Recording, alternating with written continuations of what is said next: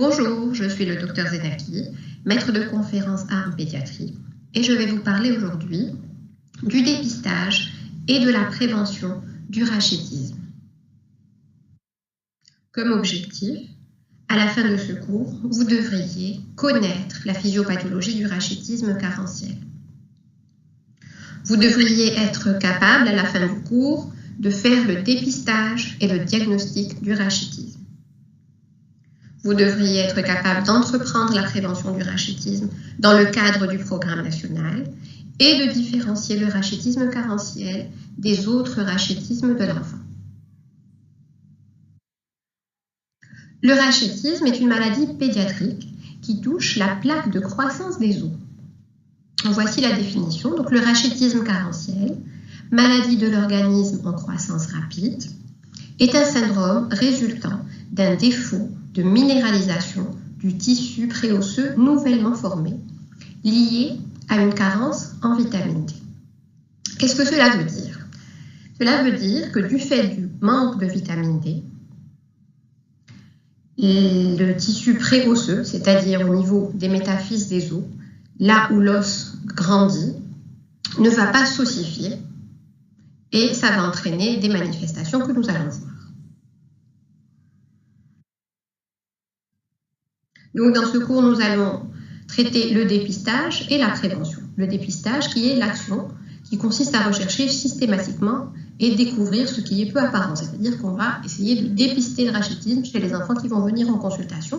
Et la prévention, ce sont les mesures qui permettent d'éviter l'apparition, l'aggravation, l'extension et les séquelles de certaines maladies. Donc, le but du cours, c'est surtout de prévenir. Ce n'est pas tellement de traiter le rachitisme, mais c'est surtout d'éviter que les enfants fassent un rachitisme.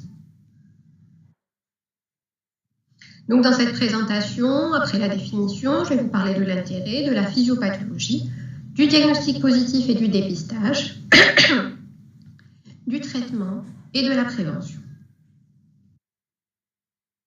Pourquoi est-ce important de parler du rachitisme? Parce que c'est une pathologie qui était fréquente et qui est en nette diminution en Algérie grâce à la prévention par la vitamine D. Parce que c'est une pathologie qui peut être grave. Il peut y avoir des complications pulmonaires, ce qu'on appelle le poumon rachitique, et des séquelles orthopédiques. Et l'intérêt le plus important, c'est un intérêt de prévention. La prévention du rachitisme est efficacement et simplement assurée par une supplémentation du nourrisson en vitamine D. La physiopathologie,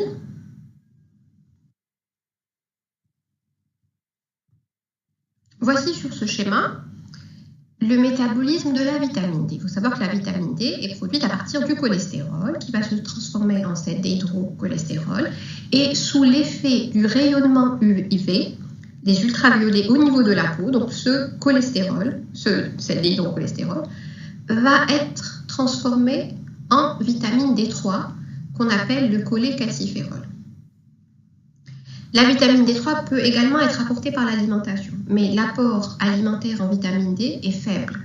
Le gros de la vitamine D, et c'est pour ça qu'on supplémente. Le gros de la vitamine D est produit sous l'effet de l'exposition au soleil au niveau de la peau. Cette vitamine D3, le cholécalciférol, n'est pas active telle qu'elle. Elle a besoin d'être hydroxylée à deux niveaux. Une première hydroxylation au niveau du foie, c'est une autre hydroxylation en 25, et ça va donner la 25-hydroxycholécalciférol. Et une deuxième hydroxylation au niveau du rein, c'est une hydroxylation en 1, sous l'effet d'une enzyme qui s'appelle la 1-alpha-hydroxylase.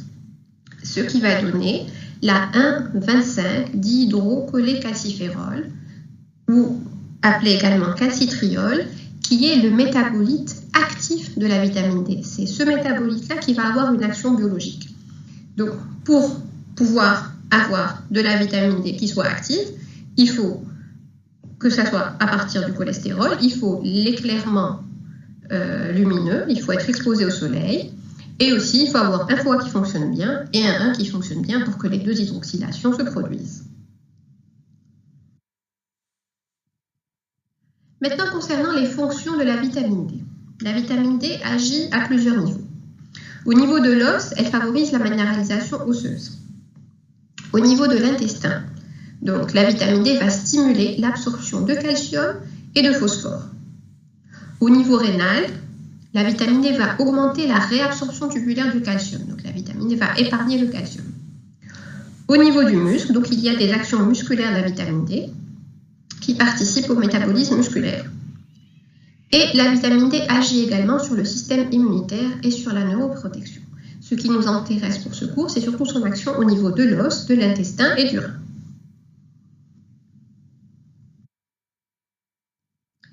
Qu'est-ce qui se passe dans le rachitisme quand on n'a pas assez de vitamine D parce que l'apport est insuffisant, parce qu'on n'a pas été supplémenté ou parce qu'on n'a pas été exposé au soleil? Cette carence en vitamine D, donc carence en métabolite actif de la vitamine D, donc comme il n'y a pas de vitamine D, il n'y a pas absorption et réabsorption du calcium, ce qui va entraîner une hypocalcémie. L'organisme va réagir à cette hypocalcémie en sécrétant de la parathormone. Cette parathormone qui a un rôle d'amener du calcium dans la circulation. Donc cette parathormone, elle va agir au niveau de l'os, ce qui va entraîner une ostéolyse et libération du calcium à partir de l'os pour normaliser la calcémie. Et elle agit aussi au niveau du rein en entraînant une réabsorption du calcium avec élimination du phosphore.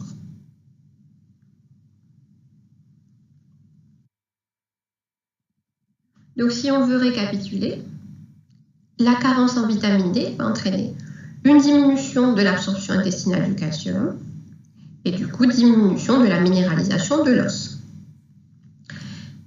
L'hypocalcémie va entraîner une augmentation de la sécrétion de parathormone, ce qui va aggraver la destruction de l'os déjà minéralisé, ce qui va entraîner également une diminution de l'absorption intestinale des phosphates et une augmentation de l'excrétion urinaire des phosphates et aggrave la déminéralisation.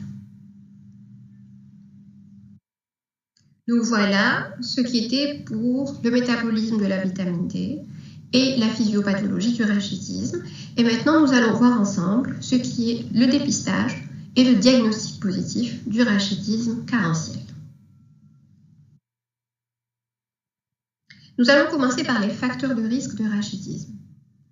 Donc, les facteurs de risque de rachitisme sont un milieu social défavorable.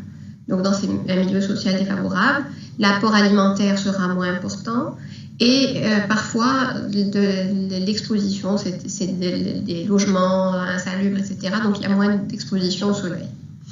Le nourrisson entre 6 et 18 mois est à risque de faire un rachitisme. Pourquoi? Parce qu'il est en période de croissance rapide. Les enfants aussi à risque de rachitisme sont ceux qui n'ont pas eu de prophylaxie. Une carence maternelle en vitamine D peut entraîner un rachitisme chez l'enfant, d'où l'intérêt justement de supplémenter les mères pendant la grossesse en vitamine D. La prématurité est un facteur de risque de rachitisme. Pourquoi? Parce que la minéralisation du squelette se fait principalement au cours du dernier trimestre de la grossesse. Les grossesses multiples, le retard de croissance intra-utérin sont également des facteurs de risque de rachitisme, de même qu'une peau pigmentée est un facteur de risque de rachitisme. Et l'utilisation de certains médicaments, donc comme les corticoïdes, augmente également le risque de faire un rachitisme carentiel. Pour les circonstances de découverte, donc on peut découvrir le rachitisme dans diverses circonstances. Soit à l'examen clinique, on va regarder, on va trouver des signes cliniques de rachitisme. Donc on examine un nourrisson et on va trouver des signes cliniques de rachitisme. Ça, c'est une circonstance de découverte.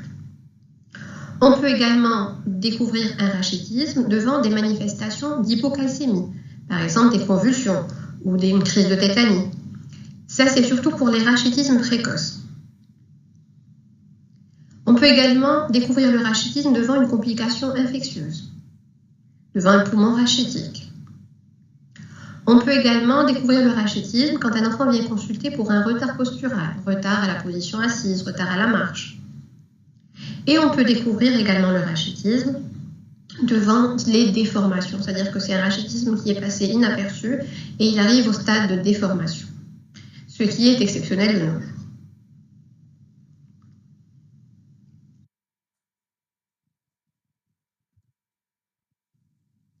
Comme type de description, nous allons prendre le rachitisme commun carentiel. Donc les signes cliniques se voient surtout entre 3 mois et 2 ans. Je vais vous parler des signes cliniques et ensuite je vous montrerai des photos pour bien comprendre. Le chapelet costal. Le chapelet costal est visible et palpable, donc au niveau du thorax. Un autre signe, c'est le craniotabès, qui est dû au ramollissement de la voûte crânienne. Il y a des bourrelets des poignets et des chevilles. Il y a un retard à la fermeture des fontanelles, retard de la dentition et retard des acquisitions, donc retard au maintien de la tête, à la position assise et à la marche. Et comme autre signe, hypotonie musculaire, météorisme abdominal, hernie ombilicale, hyperlaxité ligamentaire. Ça, c'est les manifestations musculaires de la carence en vitamine D. Il peut y avoir aussi des déformations orthopédiques évocatrices, qui sont l'incurvation concave en dedans des membres inférieurs, le génuvarum ou le génuvalgum, la coxavara, des pieds plats et une kyphose exagérée. Donc voici des images pour bien comprendre les signes du rachitisme. Ici, sur cette image, le chapelet costal. Donc le chapelet, pour ceux qui ne savent pas, c'est SPA. Donc le rachitisme, qu'est-ce qui va se passer? Les jonctions chondrocostales vont être, ne s'ossifient pas, elles vont être ramollies et elles vont s'épaissir. Donc ce qui va donner cet aspect de chapelet, quand on regarde les côtes successives, donc d'une côte à l'autre, on a une boule au niveau chondrocostal, la première côte, deuxième, troisième, et ça donne cet aspect de chapelet costal ici, qu'on voit sur l'image, c'est pas très net, mais on le voit sur l'image. Il y a aussi un élargissement du thorax et cette ligne de Harrison qui est cet enfoncement ici sur les côtés. Ensuite, d'autres manifestations au niveau du thorax, c'est le thorax en carène, suivez ici la flèche, et la kyphose, donc la kyphose dorsale, une exagération de la kyphose dorsale. Donc, les déformations, on peut avoir un génuvarum, comme on peut avoir à gauche, comme on peut avoir un génuvalgum, l'image de droite. Voilà aussi un signe très très caractéristique du rachitisme. Souvent, peut-être que vous voyez les pédiatres examiner les poignets des enfants. On regarde souvent le poignet des enfants parce que justement, c'est ici la plaque de croissance. Au niveau métaphysaire, il y a un élargissement de ces métaphyses. Ça s'appelle des nouures épiphysaires. Donc, ces bourrelets épiphysaires, ils sont dus à l'élargissement métaphysaire. Et c'est un signe évocateur de rachitisme. Donc, on voit ça au niveau des poignets. Et ici, vous avez également au niveau des chevilles.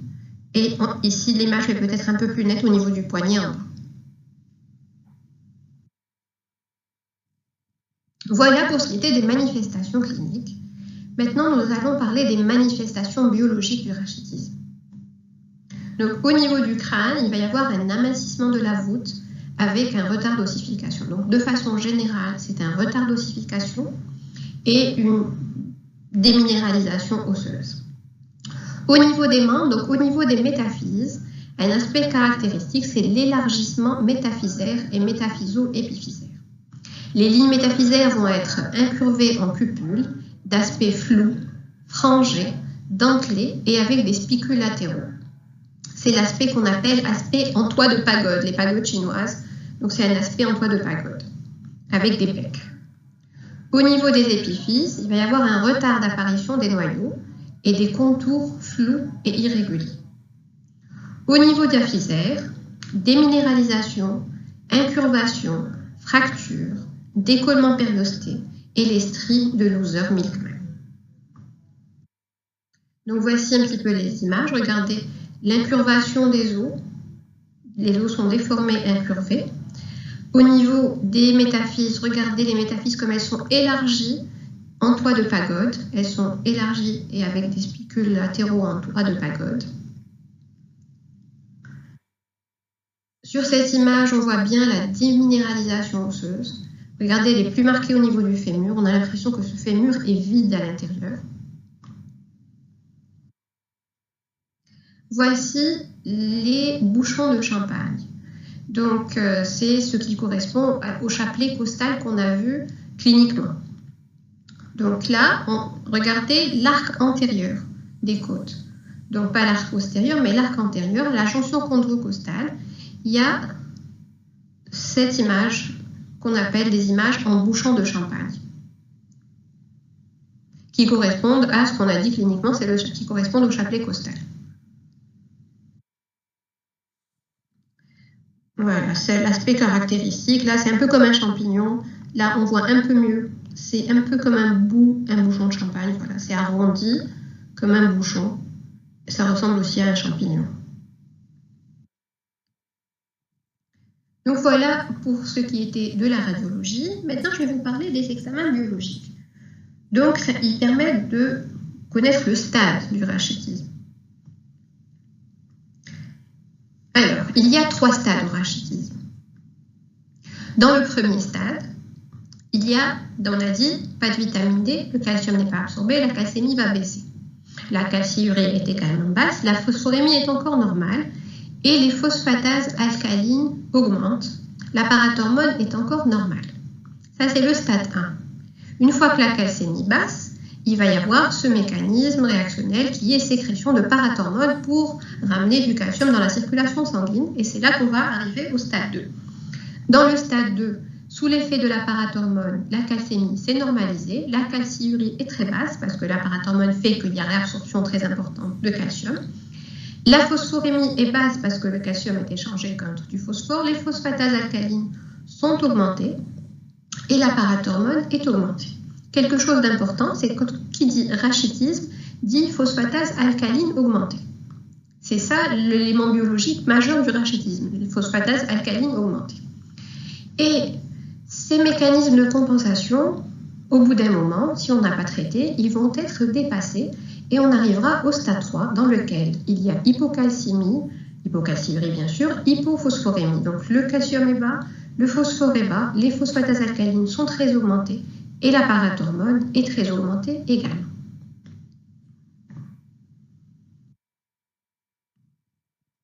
Donc voilà, nous en arrivons maintenant au traitement du rachitisme. Le traitement est très facile, c'est une carence en vitamine D, il faut ramener de la vitamine D. Donc c'est apporter de la vitamine D2 ou D3 en dose de charge, de préférence, et apporter systématiquement du calcium jusqu'à normalisation des phosphatases alcalines. Bien sûr, on fait quand même un bilan pédiatrique pour vérifier que tout fonctionne bien, que ce rachitisme n'est pas en rapport avec un problème d'hydroxylation au niveau rénal ou au niveau hépatique. Donc, en fonction des stades, dans le stade 1, l'hypocalcémie modérée, on va commencer par donner du calcium pendant 10 jours. Ensuite, une fois que le calcium est normal, on donne une dose de charge de vitamine D à raison de 200 000 unités. Il ne faut jamais donner de vitamine D quand la calcémie est basse. Parce que la vitamine D va faire entrer le calcium dans les os, donc elle va aggraver l'hypocalcémie. Donc s'il y a un message important, c'est ne jamais donner de vitamine D quand la calcémie est basse. On commence par normaliser la calcémie et ensuite on donne la vitamine D. Dans le stade 2, la calcémie est normale. Dans ce cas-là, on donne une dose de charge de vitamine D et du calcium en parallèle, jusqu'à normalisation des phosphatases alcalines.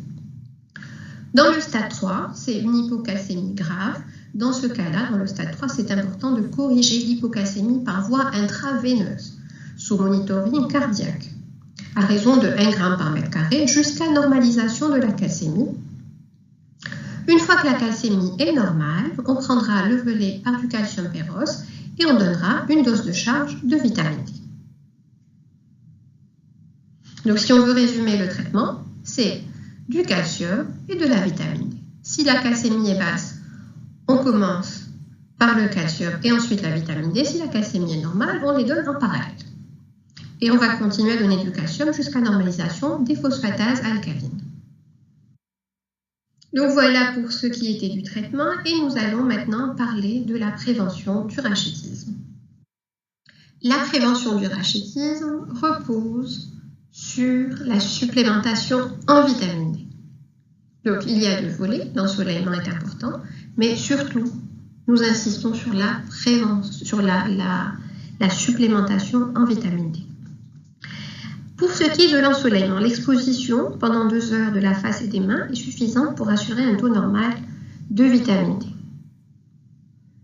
Mais elle est insuffisante à elle seule, parce qu'il y a des variations saisonnières et aussi des conditions socioculturelles. C'est vrai que notre pays, j'ouvre une parenthèse, nous sommes un pays où il y a beaucoup de soleil. Cependant, culturellement, on ne s'expose pas au soleil. On passe notre vie à nous cacher du soleil. On met des vêtements couvrants, on couvre la majeure partie de notre corps et on essaye d'éviter le soleil.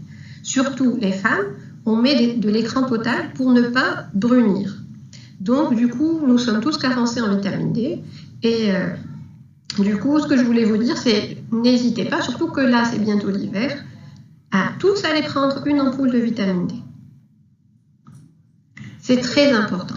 C'est vrai qu'on a beaucoup de soleil dans notre pays, mais quand on s'expose au soleil, même les personnes qui vont à la plage et qui se mettent en maillot de bain et qui s'exposent au soleil, vont mettre de l'écran total, et l'écran total ne laisse pas passer les UV. Si on n'a pas d'UV, on ne fabrique pas de vitamine D. Les gens s'exposent au soleil, ils pensent qu'ils ont fabriqué de la vitamine D, mais comme ils ont mis de l'écran total, en fait, ils n'ont pas fabriqué de vitamine D. L'écran total fait que on ne fabrique pas de vitamine D. Donc ça, c'était une parenthèse pour dire que la majorité des Algériens sont carencés en vitamine D et qu'il faut prendre une ampoule de vitamine D au début de l'hiver de préférence. Ensuite, l'apport de vitamine D. Donc les besoins, selon l'OMS, sont de 400 unités par jour. La vitamine D est apportée en très faible quantité par l'alimentation. Les laits infantiles sont supplémentés en vitamine D. Mais ce n'est pas suffisant, il faut donner de la vitamine D. Alors, la stratégie de prévention varie selon les pays. En Algérie, donc, depuis 1998, la stratégie consiste à donner une ampoule de 200 000 unités à l'âge de 1 mois et à l'âge de 6 mois. Avant, donner à 1 an et 18 mois. Cette ampoule doit être donnée directement dans la bouche, jamais dans le biberon, car elle colle à la paroi et n'est pas absorbée. Donc c'est très important. Comment on fait? Soit on la verse directement sur la cuillère, on secoue l'ampoule directement sur la cuillère et on la met dans la bouche, soit on va la remplir dans une seringue, on enlève bien sûr l'aiguille, et on va mettre sur la joue du nouveau-né, du nourrisson. Donc le nourrisson, on le met légèrement penché sur le côté pour éviter qu'il fasse une fausse route. Avec la seringue, on va mettre la seringue au niveau de sa joue et on va donner doucement la vitamine D pour éviter qu'il avale de travers. Donc quelque chose de très important, ne jamais la mélanger à du lait, à de l'eau, etc. Ne jamais la donner dans le biberon. Il faut prendre la vitamine D et la donner directement dans la bouche pour être sûr que tout est absorbé, qu'elle n'est pas restée collée à la paroi du biberon ou du verre, etc. Et il faut inscrire chaque prise dans le carnet de santé. Et à chaque fois qu'on voit un enfant, un nourrisson en consultation, on vérifie qu'il a bien pris sa vitamine D, sinon on lui redonne.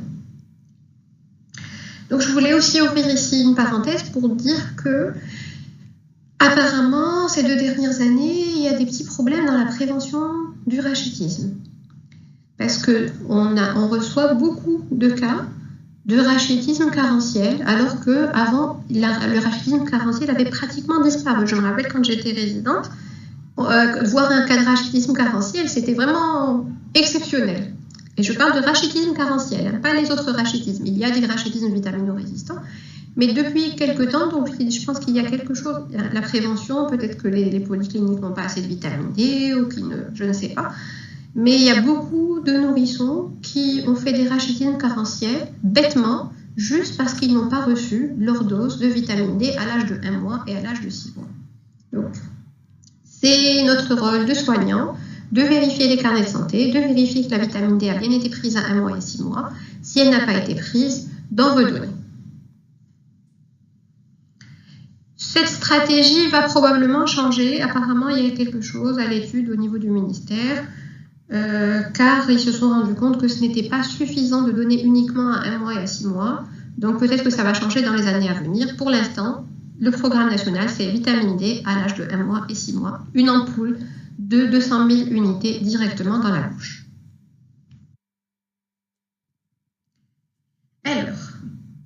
particulier les prématurés et les petits pois de naissance. Chez ces enfants-là, qui sont plus à risque de rachitisme, l'idéal est de les supplémenter à partir de l'âge d'1 semaine avec une solution de vitamine D3.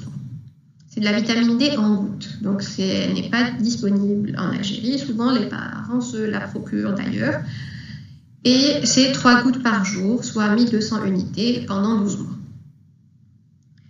Les mamans, c'est très important de supplémenter les mamans. Donc les mères exposées à une carence vitaminique sont supplémentées par une dose de charge de 200 000 unités au cours du 7e mois de la grossesse. Donc l'idéal, c'est de donner carrément à toutes les mamans, au 7e mois de la grossesse, une dose de vitamine D. Quand après, il y a possibilité aussi de doser la vitamine D et de ne supplémenter que celles qui sont carencées. D'autres mesures de prévention peuvent être préconisées, comme l'exposition des enfants au soleil quelques minutes par jour. Donc une vingtaine de minutes par jour, c'est très bien. Mettre les jambes, les bras au soleil, le visage au soleil, en mettant un chapeau.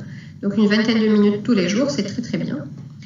Mais ceci en aucun cas ne doit supplanter la vitamine D exogène. C'est-à-dire qu'il faut faire la prévention en donnant de la vitamine D à l'âge de 1 mois et de 6 mois. Et le rachitisme carentiel devrait disparaître de notre pays car sa prévention est simple, est efficace et est à la portée de tout médecin ou auxiliaire médical, quel que soit son lieu de travail. Et ça sera ma conclusion. C'est donc sur ça que je conclurai.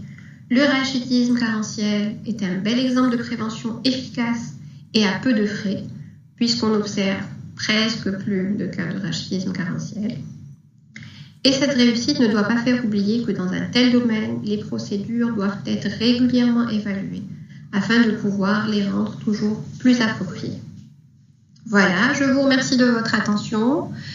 Je m'excuse de vous avoir posté ce cours en retard par rapport à la date du cours. C'était indépendant de ma volonté. Voilà. Mais du coup, pour me rattraper, je vous épargne la prévention de la tuberculose. Comme ça, vous aurez moins de choses à réviser pour votre examen. Bon courage!